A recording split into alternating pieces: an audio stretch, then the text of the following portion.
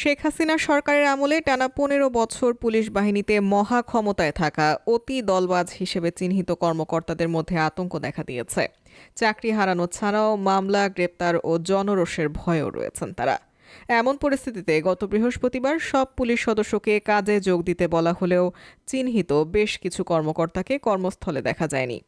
সংশ্লিষ্ট সূত্র জানায়, শেখ হাসিনা সরকারের পতনের দিন শেষ সময় পর্যন্ত এই সব কর্মকর্তার কেউ কেউ অতি উৎসাহী ভূমিকায় ছিলেন। ছাত্র জনতাকে ঠেকাতে মাঠ পুলিশকে নানা নির্দেশনা দিচ্ছিলেন। তবে ৫ অগস্ট দুপুরের পর শেখ হাসিনা প্রধানমন্ত্রীর পদ থেকে পদত্যাগ করে দেশ ছাড়ার খবরে তারা আত্মগোপনে চলে যান।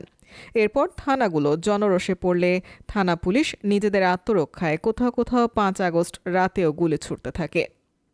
পুলিশ সূত্র বলছে, দলবাজ এই সব কর্মকর্তার বিরুদ্ধে অন্তর্বর্তীকালীন সরকার কঠোর ব্যবস্থা নিতে শুরু করেছে। এরই মধ্যে পুলিশের বিশেষ শাখা এসবি প্রধান ও অতিরিক্ত আইজিপি মনিরুল ইসলাম ও ঢাকা মহানগর পুলিশ কমিশনার হাবিবুর রহমানকে চাকরিচ্যুত বাধ্যতামূলক অবসর করা হয়েছে। এছাড়া রংপুর রেঞ্জের ডিআইজি আব্দুল বাতেন ও রংপুর মহানগর পুলিশ কমিশনার মোহাম্মদ মনিরুজ্জামানকে চাকরিচ্যুত করা হয়। পাশাপাশি আরও বেশ কিছু কর্মকর্তাকে গুরুত্বপূর্ণ পদ থেকে সরিয়ে দেওয়া হয়েছে। তাদের বিরুদ্ধে তদন্ত করে ব্যবস্থা নেয়ার আভাস মিলেছে।